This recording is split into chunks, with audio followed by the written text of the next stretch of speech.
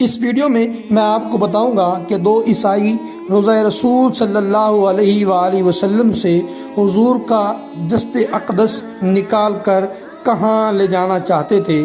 سلطان نور الدین زنگی نے روضہ رسول صلی اللہ علیہ وآلہ وسلم کی حفاظت کس طرح فرمائی، حضور نے انہی کو کیوں اس نوکری کے لیے چنا، جانیے اس ویڈیو میں۔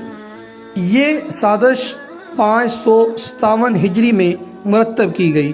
اس وقت شام کے بادشاہ کا نام سلطان نور الدین زنگی تھا اور اس کے مشیر کا نام جمال الدین تھا۔ ایک رات نور الدین زنگی نے رسول اکرم صلی اللہ علیہ وآلہ وسلم کو خواب میں 3 بار دیکھا۔ ہر بار رسول کائنات صلی اللہ علیہ وآلہ وسلم نے 2 آدمیوں کی طرف اشارہ کرتے ہوئے سلطان سے کہا، مجھے ان دونوں کی شرارت سے بچاؤ۔ اس رات نماز تہجد کے بعد سلطان نور الدین زنگی نے خواب میں دیکھا کہ رسول کائنات صلی اللہ علیہ وآلہ وسلم 2 سرخی مائل رنگت کے آدمیوں کی طرف اشارہ کرتے ہوئے ارشاد فرما رہے ہیں کہ مجھے ان کے شر سے بچاؤ۔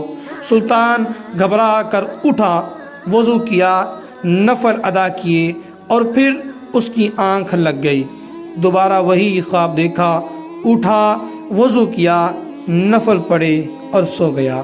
تیسری بار پھر وہی خواب دیکھا، اب اس کی نیندیں اڑ گئیں۔ اس نے رات کو ہی اپنے مشیر جمال الدین کو بلا کر پورا واقعہ سنایا۔ مشیر نے کہا، سلطان، یہ خواب 3 بار دیکھنے کے بعد آپ یہاں کیوں بیٹھی ہیں؟ اس کا اب کسی سے ذکر نہ کریں اور فوراً مدینے روانہ ہو جائیں۔ اگلے روز سلطان نے 20 مخصوص افراد اور بہت سے تحائف کے ساتھ مدینے کے لیے کوچ کیا اور 16ویں روز شام کے وقت وہاں پہنچ گیا۔ سلطان نے روضہ رسول پر حاضری دی اور مسجد نبوی میں بیٹھ گیا۔ اعلان کیا کہ اہل مدینہ مسجد نبوی میں پہنچ جائیں، جہاں سلطان ان میں تحائف تقسیم کرے گا۔ لوگ آتے گئے اور سلطان ہر آنے والے کو باری باری تحفہ دیتا رہا۔ اس دوران وہ ہر شخص کو غور سے دیکھتا رہا، لیکن وہ 2 چہرے نظر نہ آئے جو اسے ایک رات میں 3 بار خواب میں دکھائے گئے تھے۔ سلطان نے حاضرین سے پوچھا، کیا مدینے کا ہر شہری مجھ سے مل چکا ہے؟ جواب یس میں تھا۔ سلطان نے پھر پوچھا، کیا تمہیں یقین ہے کہ ہر شہری مجھ سے مل چکا ہے؟ اس بار حاضرین نے کہا، سوائے 2 آدمیوں کے۔ راز تقریباً فاش ہو چکا تھا۔ سلطان نے پوچھا، وہ کون ہیں اور اپنا تحفہ لینے کیوں نہیں آئے؟ بتایا گیا کہ یہ مراکش کے صوم و صلات کے پابند 2 متقی باشندے ہیں۔ دن رات رسول کائنات صلی اللہ علیہ وآلہ وسلم پر درود و سلام بھیجتے ہیں اور ہر ہفتے مسجد قباء جاتے ہیں۔ فیاض اور مہمان نواز ہیں، کسی کا دیا نہیں لیتے۔ سلطان نے کہا، سبحان اللہ۔ حکم دیا کہ ان دونوں کو بھی اپنے تحائف وصول کرنے کے لیے فوراً بلایا جائے۔ جب انہیں یہ مخصوص پیغام ملا تو انہوں نے کہا، الحمدللہ، ہمارے پاس اللہ کا دیا سب کچھ ہے اور ہمیں کسی تحفے، تحائف یا خیر کی حاجت نہیں۔ جب یہ جواب سلطان تک پہنچایا گیا تو اس نے حکم دیا کہ ان دونوں کو فوراً پیش کیا جائے۔ حکم کی فوراً تعمیل کی گئی۔ ایک جھلک ان کی شناخت کے لیے کافی تھی، تاہم سلطان نے اپنا غصہ قابو میں رکھا اور پوچھا، تم کون ہو؟ یہاں کیوں آئے ہو؟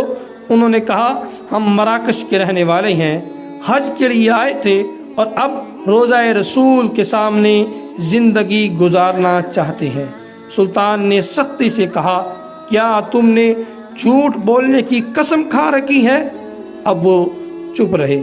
سلطان نے حاضرین سے پوچھا، یہ کہاں رہ رہے ہیں؟ بتایا گیا کہ روضہ نبوی صلی اللہ علیہ وآلہ وسلم کے بالکل نزدیک ایک مکان میں جو مسجد نبوی کے جنوب مغرب میں دیوار کے ساتھ تھا۔ سلطان فوراً اٹھا اور انہیں ساتھ لے کر اس مکان میں داخل ہو گیا۔ سلطان مکان میں گھومتا پھرتا رہا۔ اچانک نئے اور قیمتی سامان سے بھرے ہوئے اس مکان میں اس کی نظر فرش پر پڑی۔ دیکھا ایک چٹائی پڑی ہے۔ نظر پڑنی تھی کہ دونوں مراکش کے باشندوں کی ہوائیاں اٹھ گئیں۔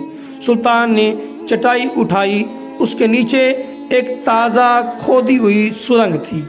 سلطان نے گرج کے کہا، کیا اب بھی سچ نہ بولو گے؟ ان کے پاس سچ کے سوا کوئی چارہ نہ تھا۔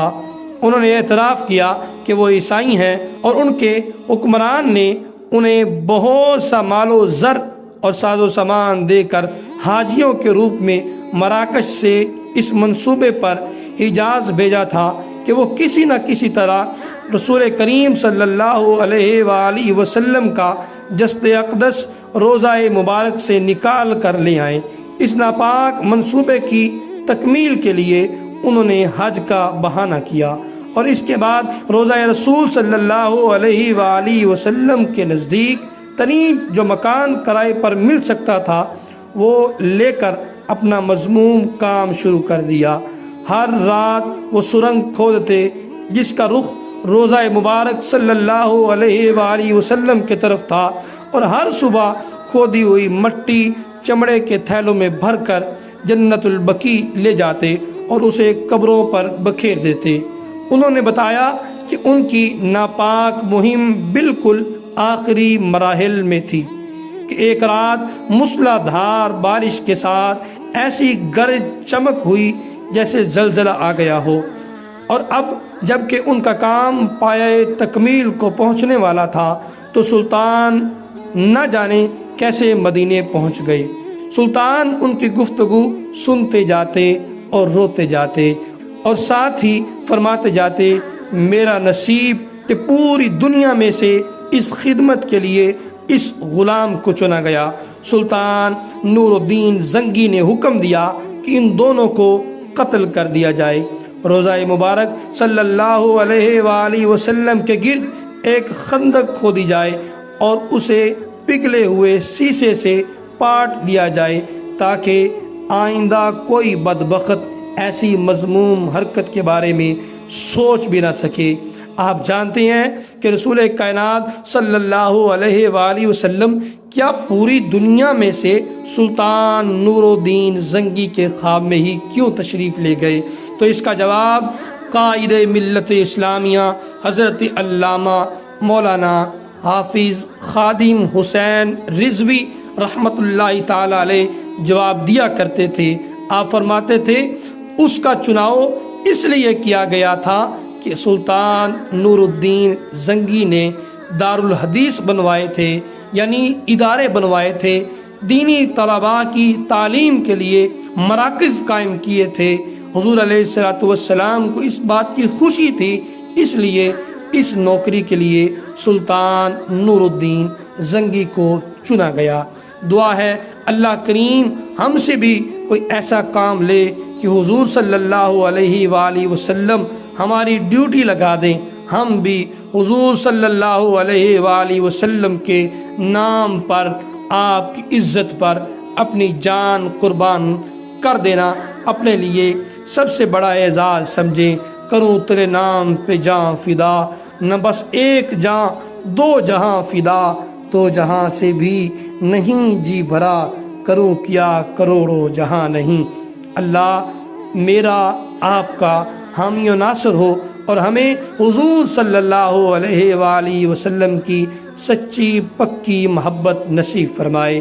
دعاؤں میں یاد رکھیے گا، میں آپ کا محمد اسامہ قادری۔